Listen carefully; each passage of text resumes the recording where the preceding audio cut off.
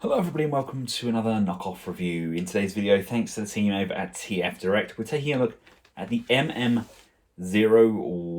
This is the magnificent mecha. This is another take on the Bumblebee movie Optimus Prime, deemed by some as a definitive take on Prime. Basically made up of kind of a exoskeleton with magnetic parts, but it is fully transformable, and it's kind of a hybrid version of ones we've seen in the past. Quick look around the box. Got Prime there in his bot and vehicle mode. Got your QR code, which takes you through to the link. Let's just remove this sleeve to reveal Prime in his Prime. Yes. And again, it's got that same style on the front and back. First impressions. My videos generally take place over a matter of a few days, hence you'll sometimes see a slight shift in lighting. I normally do your unboxings, go away, play with the figure for a couple of days, then come back and continue. Hence, you normally see me post up on Insta and then the videos follow a few days later. But first impressions, there's so much heft to this. I've heard good things. Transformation does seem somewhat complex. It's kind of a hybrid of the Black Mamba, kind of Prime, and Toy Worlds kind of amalgamated into one. So it does look a little bit more complex, but it also looks absolutely sublime. In hand, these colors are incredibly rich and vibrant. I'm hoping that when we get this guy on the turntable and get a close look at some of that detail, you can see just how gorgeous this piece is in hand. And here we have him out of his plastic prison, and doesn't he look sublime? Comes with his own little base that you can stand him on, which I've propped on top of my turntable. So much detail packed into this guy. Really amazing hybrid. I know a lot of you may have gone and bought the Toy World version, or maybe like the Fire Scorpion. I don't actually have either of those anymore. I just didn't enjoy them. My biggest regret was actually selling the 3.0 version of this mold, but I can happily say this would easily replace it. It just looks incredible having it in hand. It is by far my favorite version of them all, but one of the most expensive. You are paying for that premium finish for this. It looks superb. It can definitely strike a pose. Really nice, robust piece. You need AG13 batteries for the head. Two very easy to install batteries. Just slide in there, and there's a button on the forehead, which we will look at when we get in close and personal with those detailings. But all in all, that is a supremely gorgeous sculpt. In my opinion, one of the best Bumblebee Prime sculpts we've had to date. I mean, just look at that sculpt. That is absolutely superb, isn't it? Now, before we compare Prime to other Movieverse figures, let's just take a look at some of his accessories. He comes with his impact cannon or his gun. Get a nice detailing on there. No LED function for the gun. We come with alternative straight smokestacks, or chimneys as they're described in the instructions. So you just slide those out. At the moment we've got this kind of curvature going on there. We come with the fists as standard. We get a gripping trigger hand for both sides. We get the commanding and kind of pointing fingers. And we get the open hand type as well. And of course, that's not the most accessories we've seen. Freedom Leader came with the most, I think. But we do get this nice display base as well. Kind of looks like an oversized, re-engineered version of that one that we got with Lemon Tree, but does exactly what it needs to. Here he is alongside some more of the Bumblebee Movieverse figures. To give you an idea of scale, I'll just overlay a height chart for Prime. That gives you an idea of what we are working with there. Personally, I think that is pretty darn awesome. And just look at how big and menacing Megatron is. In comparison, Shockwave's a little bit bigger. Soundwave's are kind of a smidge head or so shorter. And Bumblebee's around that kind of crotch area, which in my opinion works out great.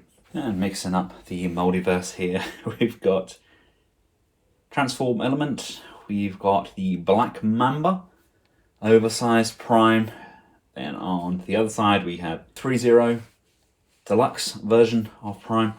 And then we've got the BS03 oversized version of Unique Toys Challenger. So I mean, if you're comparing him to the Michael Bay films, then yeah, this wouldn't scale, because Prime is meant to be a lot shorter than those Michael Bay versions. But as a display piece, yeah, that works. Right, now let's take a closer look. There I am, look.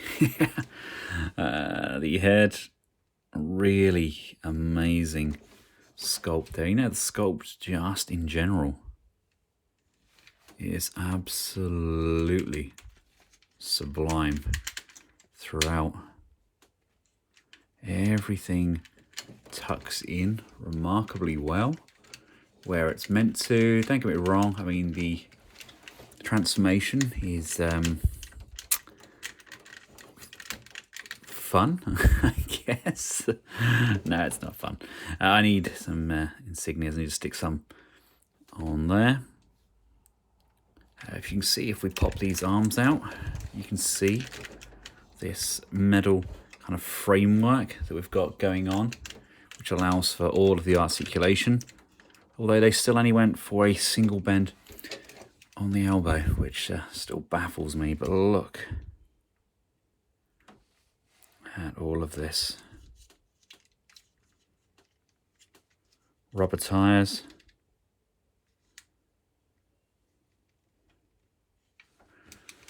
The colours are intoxicating as well. The head can look up, down, left, right, tilt side to side. Just a ball socket in there. There's no neck rocker, I don't think, but it gives us plenty of depth on that head. Shoulders can come out to the side. We have this section here on a raised hinge as well. We do have a butterfly joint in here, which allows it to go forwards and backwards. We do have a bicep rotation in here. We have a bend on that elbow. Like I said, would have really liked a double jointed bend, considering how much articulation they gave him. Really could have done like a cut here. That would have really helped. There's a rotation and pivoting on those wrists. We have waist rotation, excusing the hip skirts, they do move. Abdominal crunch in there. Again, not the hugest of reach, but it's an abdominal crunch nonetheless. The hip skirts do move up, down, and to the side, allowing for the legs to come. Rocking down on that hinge this far forward, locking into place there. Really secure lock. Again, they can rock on this hinge, come out to the back, out to the side, shifting this hinge upwards. Really nice high kick there. There we go. There's an upper thigh rotation. Not one, but two bends on that knee. Love how that kind of collapses into itself. And then we have some pivoting on these feet, as well as some up and down motion. Not the biggest range on those feet. This little piece here just gets in the way slightly. Do have an independent toe in there as well, but the pivot on those is absolutely sublime. Hand replacement is very straightforward. It's just popping the balls off of the sockets and working those back on.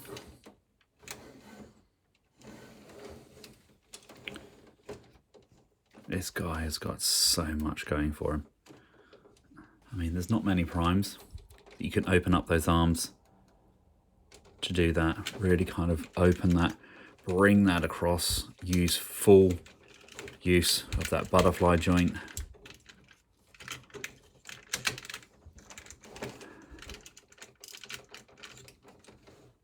That is awesome. I would have liked kind of a semi-open hand though, with kind of like these kind of gripping fingers, so he could kind of hold his rifle as opposed to kind of having it balanced on his hand.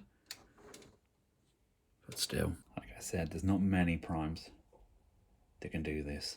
Before we get him transformed up, I'll show you what I mean about those magnetic sections. You've got these two big magnets here. Just holds everything into place. You can see the framework of what's going on under there. Now, for the purpose of the transformation, I believe we have to have the fists. I will try when we get that far, see if we can switch out any of the hands to see if they work, but I don't think they do. There we go, that's down, that's down. Right, come around to the waist. There is this small tab just here. It's really kind of difficult to get to. There we go. That needs to be pulled down. And in doing so, that allows this section here to fall forward. And these sections sit square. Bring these side panels down and rotate the waist all the way around. His arm tabs come all the way back and all the way back, and these chest sections are spring loaded, so when they unplug you see they're on this springed hinge which just pops those down, and then we've got these tabs just up by the head. They can untab and lift up. With these bits lifted, this can now come down. This bit here can now come back, and this bit here is also going to lift and curve and square off. The waist section here, this is going to come away from here. Come on, up, 1, 2, away, like so. There we go. And as we do, it rocks backwards on itself. And much like we get with like the MP10 or the MP44, that style of figure, it relocks back on using that same hinge piece. These flaps fold upwards like so. That frees off this area here so that the arms can come backwards. Oh, hello. To the back here. This section comes clear, and these move around so that this piece here can drop down. He says, come on, drop with me. There we go. This is going to rotate. In doing so, this piece here can then line up here. Open this, and this here is going to come unfolded from the center. Come on, back you go. Okay, up. There we go, that comes forwards. These can open up. Move this piece down to the underside, giving us a little bit more room to play with. And as we unfold it, bring this section all the way out. Again on this side, unfold it, bring that section all the way out. And as you can see, I've just tucked these little pieces just underneath these front windows. If you look on the inside, this whole torso is actually on a sliding panel. Make sure it's slid all the way up. Give ourselves a little bit of space here, and Prime's head can flip all the way through. Clearance is minimal, but we are in. There we go, that's there, that's lined up, that's lined up. There we go. Come around to these panels here. These are going to rotate, and this side section comes in and basically sits along the back of this front panel, and that now allows us to bring these window tabs in. Window tab in.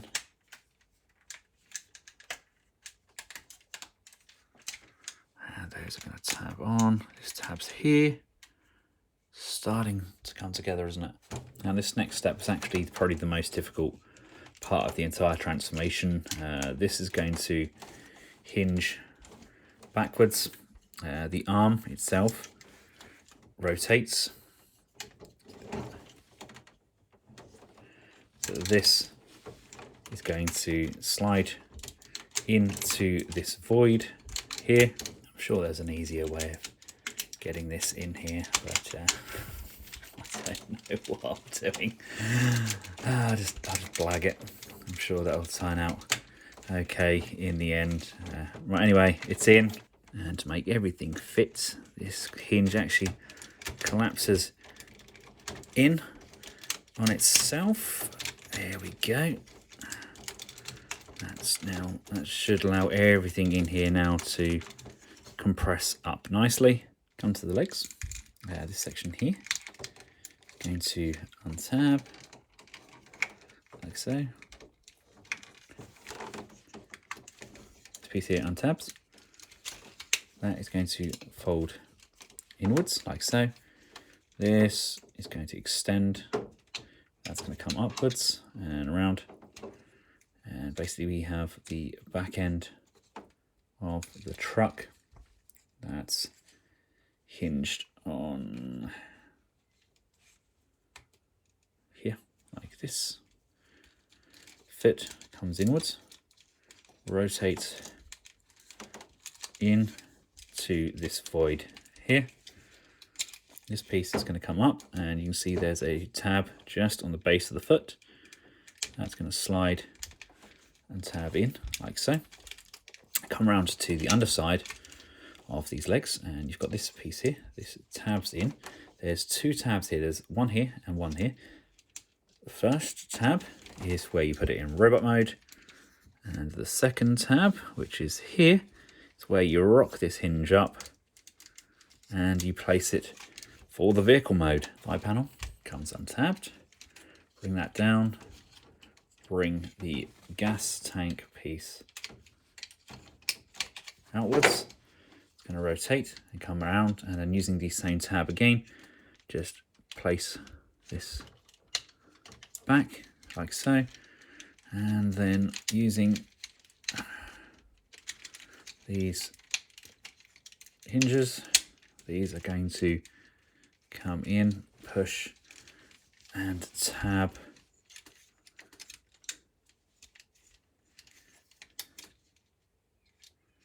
into location. So you are there, you are there.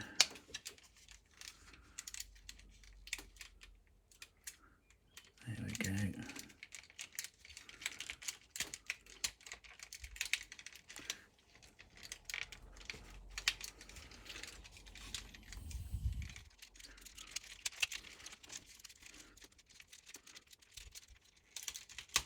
There we go. That's in, that's in.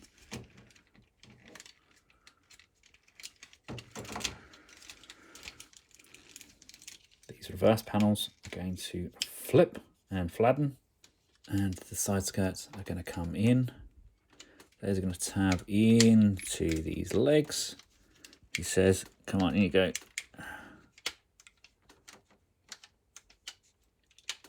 There we go. Securing into place, and then these can come back over the top. Make sure that this section here is going to push, slide and tuck away out the back, and we're going to start stripping these panels open. So you can see what I've done here. Look, just opened this section here, opened this one, and it's all going to kind of come unfolded slightly, and then this piece here is also going to come unfolded. Lifting this top panel off here gives us full access to this back panel. This can then come down This will come down to the side like so, and this piece here will slide outwards, so fill out that void.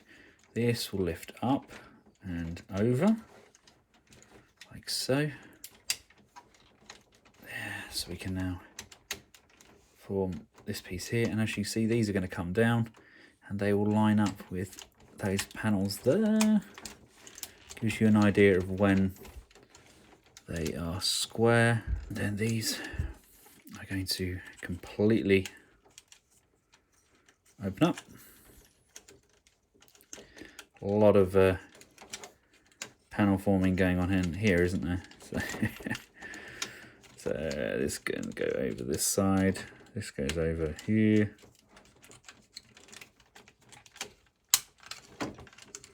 This needs to come over this side of it first, so that when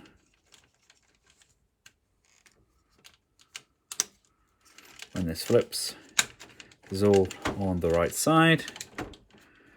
You can then square off these hinges. There we go, there we go.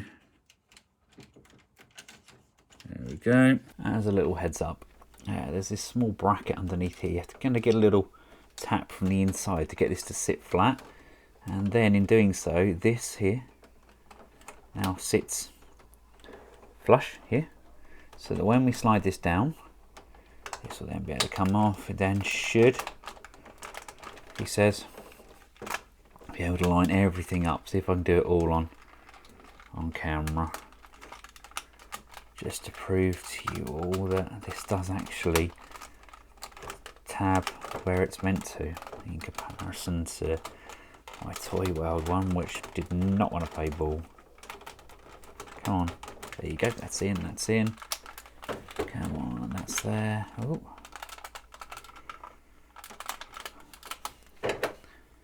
Just need to get you just this side of that.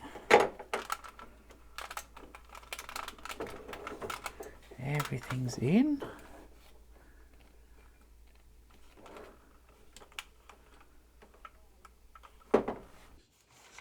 So I don't normally do many jump cuts on these. I normally kind of just start tabbing and then go straight to the end, but I just want to show you that they do all with a little bit of playing around. Everything does tab in where it's meant to. There we go. I mean, when it tabs in, it actually tabs in and it stays tabbed in, unlike my Toy World one that just kept jumping on out. And here we have it. Can't quite get these legs to sit completely straight. It may have been something I've done wrong on the underside there. Obviously, switching out these is completely optional. You do have the straight ones. Switch them out is literally as easy as just sliding and replacing those with the straight stacks. I would like something to kind of nip these legs together a little bit better. Something like a tab flipped out on the bottom of those feet. But all in all, that's a pretty decent truck mode there, isn't it? And for truck mode comparison, here we have MP44 and the Black Mamba version of Prime, to give you an idea of how they fare. So it's a decent scale. Let's take a look above. That's a really good size, isn't it? I like how that looks. So there we have it, ladies and gentlemen. Here he is in his vehicle mode. We've seen some comparison shots. In hand, he definitely feels the nicest of them, in my opinion. Again, it is just my opinion, but having handled pretty much every version of this figure to date, this is one of my favourites. It's kind of got the build that you'd expect from Black Mamba, with that kind of Weijang Toy World styled engineering, but really nicely executed. As long as you make sure you push up on those shoulders when you're putting those arms in, everything should slide into place quite nicely. The hip skirts do have a tendency to pop off. They're on a very kind of lightweight ball socket, but I'd rather those pop off than break. All in all, fantastic figure. Is it worth the money? If you're going to buy one version of this figure, this, in my opinion, is the definitive version. If, however, you do own the Toy World or maybe the Fire Scorpion, I don't know. Personally, I would sell them and buy this, but then again, the aftermarket price, with this being released, I think they may well depreciate slightly. So you might not get as much for them as you would have liked. But in my opinion, this is the best version of this character. Let me know your thoughts in the comments section below. I'll include a link in the description where this can be purchased. And until next time, for myself and the rest of the Collectables household, thank you all very much for watching. Goodbye.